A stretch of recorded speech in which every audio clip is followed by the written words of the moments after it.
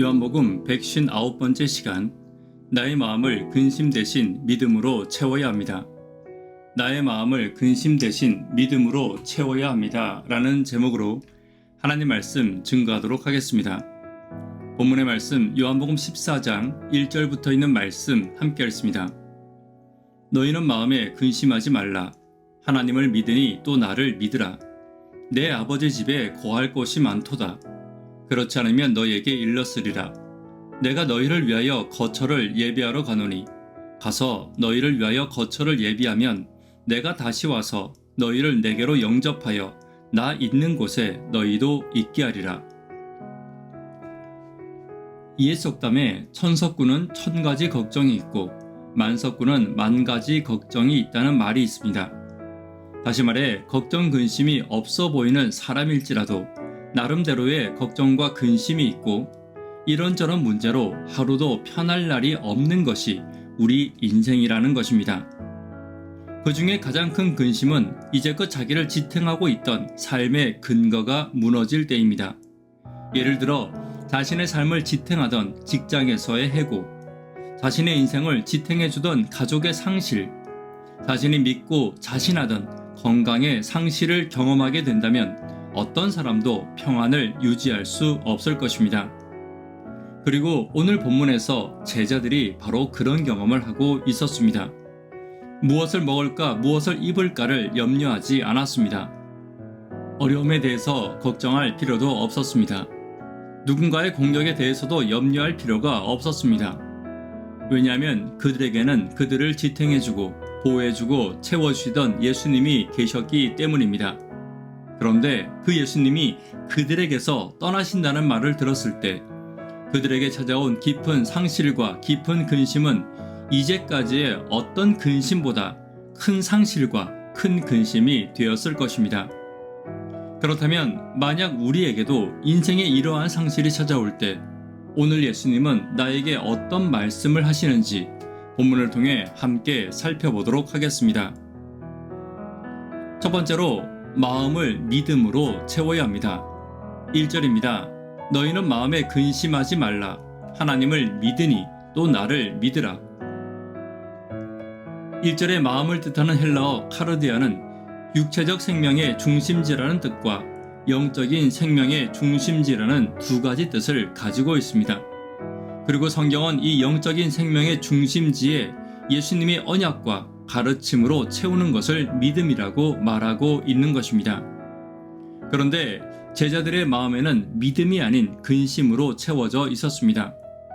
그러므로 오늘 본문의 예수님의 말씀은 너희의 마음을 근심으로 채워지지 않도록 하고 나를 믿는 믿음으로 채우라고 예수님은 말씀하시고 계신 것입니다. 보통 근심이 찾아오는 경우는 두 가지입니다. 함께 보도록 하겠습니다. 첫 번째는 앞에 놓인 문제가 내 능력보다 큰 경우에 근심이 찾아옵니다. 두 번째는 앞에 놓여진 문제를 잘못 해석할 경우 근심이 찾아오게 될 것입니다.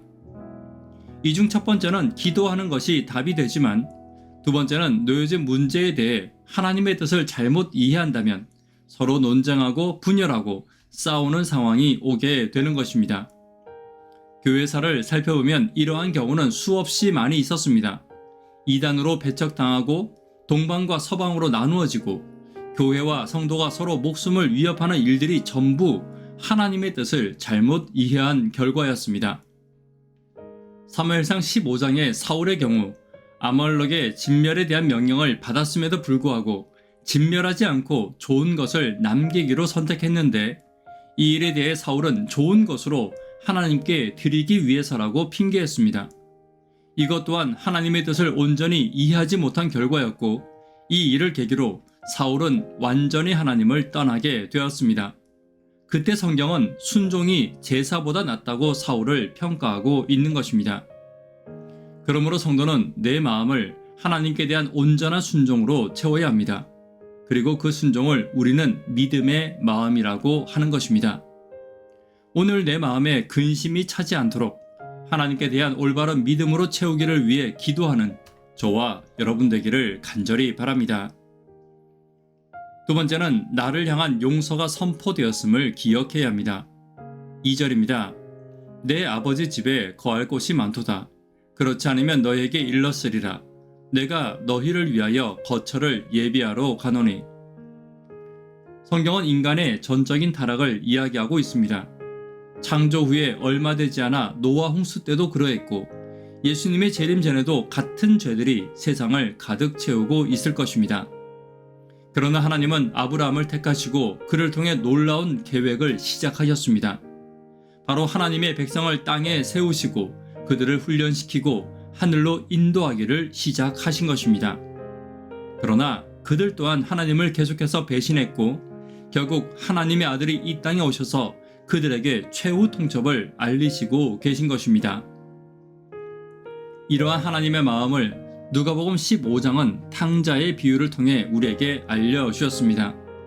재물과 욕심에 빠져 집 나간 방황하는 아들을 아무 조건 없이 용서의 마음으로만 기다리시는 하늘 아버지의 모습을 예수님은 알려주시며 그들에게 하늘의 집으로 오기를 간절히 말씀하시고 계신 것입니다. 그리고 지금 예수님은 너희가 근심하지 말고 너희를 위해 예비된 하늘 집으로 오기를 초청하고 계신 것입니다. 오늘 우리에게 있는 근심이 있습니다. 그러나 그 근심보다 더 큰 하나님 아버지가 근심하지 않기를 명령하시고 하늘에 큰 집을 예비하고 계심을 말씀하시고 계신 것입니다. 어떤 대가도 어떤 용서도 내가 치룰 필요가 없습니다. 어떤 값도 내가 치르지 않도록 이미 그분의 아들이 그 값을 다 지불하셨음을 하늘 아버지는 선포하고 계신 것입니다. 오늘 하늘에 예비된 곳으로 나를 초청하시며 나를 용서하셨음을 초청하시는 하늘 아버지를 기억하는 저와 여러분 되기를 간절히 바랍니다. 말씀에 결론 맺도록 하겠습니다. 우리에게도 인생의 근심과 상실이 찾아올 때 오늘 예수님은 나에게 어떤 말씀을 하시는지 본문을 통해 함께 살펴보았습니다. 마음을 믿음으로 채워야 합니다. 나를 향한 용서가 선포되었음을 기억하는 저와 여러분 되기를 간절히 바랍니다. 기도 제목 함께 나누도록 하겠습니다. 교회와 개인의 성령 임재를 위해 기도 부탁드립니다. 구도자분들을 위해 기도 부탁드립니다. 학생, 청년, 어린이를 위해 간절히 기도 부탁드립니다. 새벽기도와 영버TV를 위해 기도 부탁드립니다. 나를 향한 용서가 선포됨을 기억하며 내 마음을 근심과 걱정이 아닌 오직 믿음으로 채워나가는 내가 되기를 위해 기도 부탁드립니다. 이 시간 개인적으로 기도하도록 하겠습니다. 감사합니다.